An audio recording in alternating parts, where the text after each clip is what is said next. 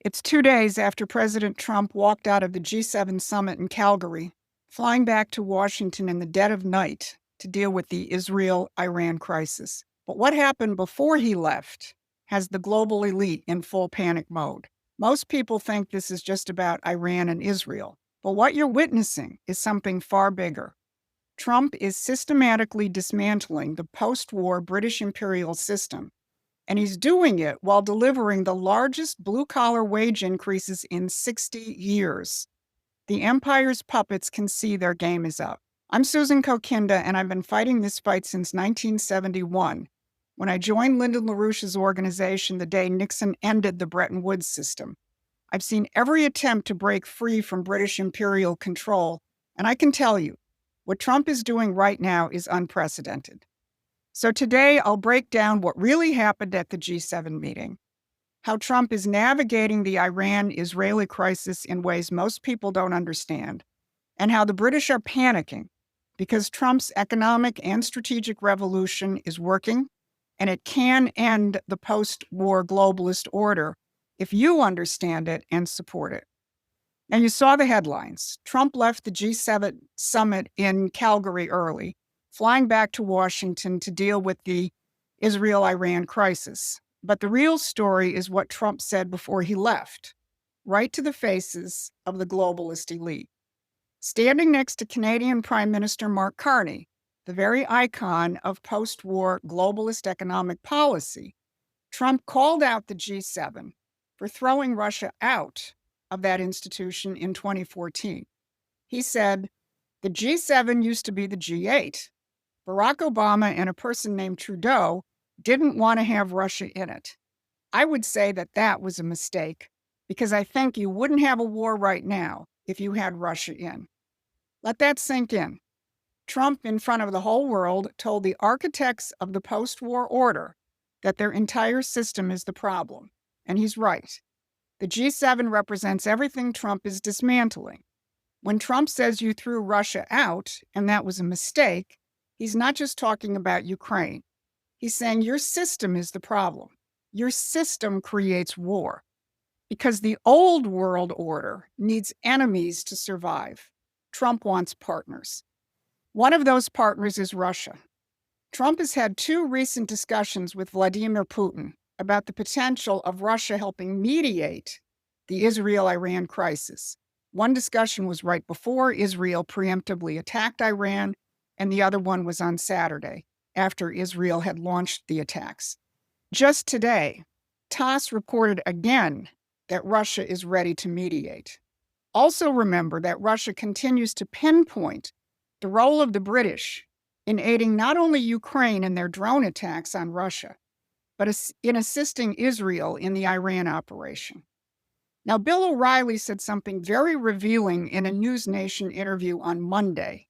O'Reilly said the following: "Earlier today, I texted with President Trump. He doesn't want to use American air power at this point because that would cause problems with China and Putin." As most of you know, O'Reilly is not a fan of Xi Jinping or Putin. Earlier in the interview, he agreed with the hyperventilating host that the world would be better off without them. But what he said about Trump is what's key. In what world does the President of the United States care about causing problems with China and Putin? Not in Mark Carney's world, not in the world of the recent British Defense Strategy Report, which treats Russia and China as permanent enemies, not in the world of Lindsey Graham or Mike Pompeo. Donald Trump is committed to a new world of sovereign nations, not a world in which nations are pieces on the geopolitical chessboard to be moved or sacrificed by the global overlords. Look, there's a lot of political turbulence. There's warnings that Trump is selling out to the neocons or the Zionists. And on the other hand, you have the hardcore war hawks who want to excommunicate Trump supporters who don't want to go to war with Iran. They're all missing this. Trump is trying to untangle decades of imperial policy, and he's doing it out in the open. Trump is up against political leaders and movements at home and abroad who've been created by the British elites: Zionists, radical Islamic fundamentalists, neocons, not to mention all the crazies on the left side of the equation. These forces are loose in a world that Donald Trump has to deal with as he tries to take command of the situation while maintaining his commitment to defend the United States and reestablish it as a sovereign republic. And that's what terrifies the old world has-beens. But Donald Trump needs something else. He needs people here in the United States and around the world to cut through the ground-level fog of war and see clearly this larger picture and the deeper principles. That's what we do at Promethean Action, and I encourage you to subscribe to our newsletter and become part of a community of people who can think and act strategically. So let's talk about Iran. Social media is a hotbed of rumors and fear-mongering. Is Trump caving into the neocons and the Zionists? I don't think so. Will the U.S. enter into this conflict if Iran refuses to budge? Well, Donald Trump has been pretty clear on that. And maybe by the time you watch this, that immediate question will have been answered. But the more durable question is, do you understand the principles at stake? In a recent tweet from Vice President J.D. Vance, I think you find that answer. He said, POTUS has been amazingly consistent over 10 years that Iran cannot have a nuclear weapon. And over the last few months, he encouraged his foreign policy team to reach a deal with the Iranians to accomplish this goal.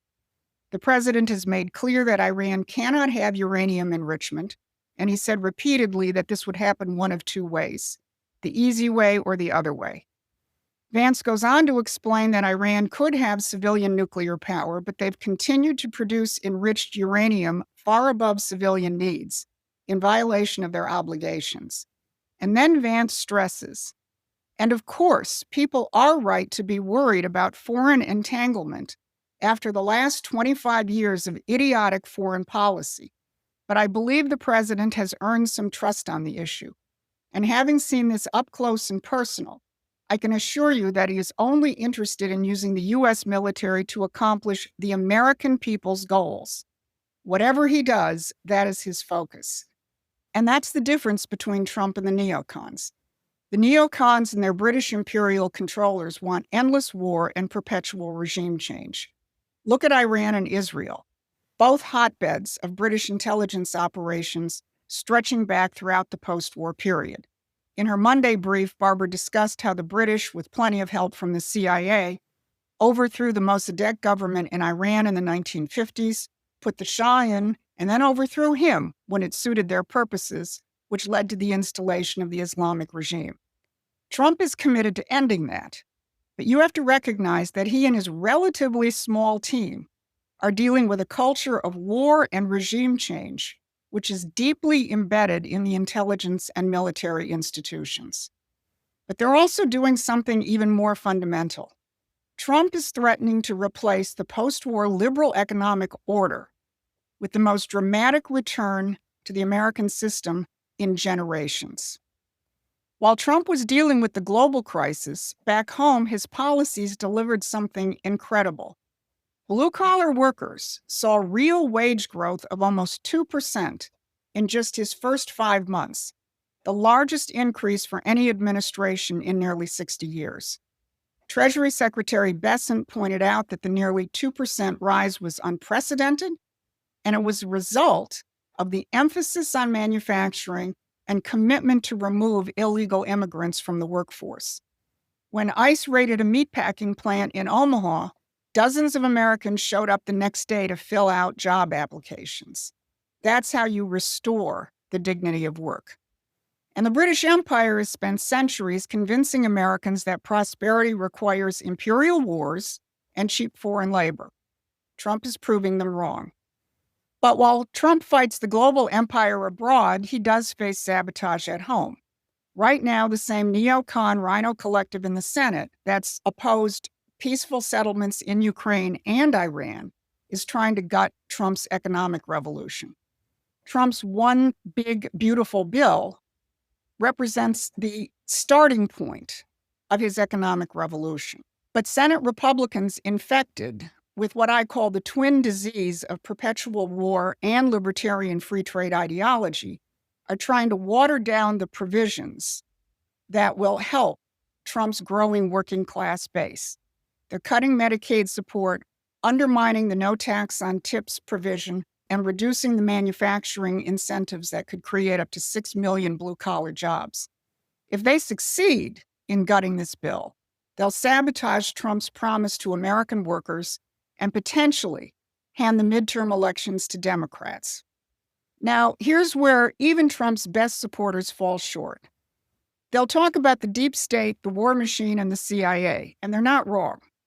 But when Tucker Carlson and Steve Bannon don't connect Trump's outreach to Russia and China with his broader strategy to destroy British imperial control, they leave people spinning their wheels. When Trump talks about working with Russia and China, he's not betraying American interests. He's building the coalition necessary to finally break British imperial hegemony. Think about it. Russia has vast natural resources. China has manufacturing capacity. And America has the technological and capital markets. Together, they represent a powerful combination, which could also include India, that would represent an alternative to the London-centered financial system that's dominated the world since World War II.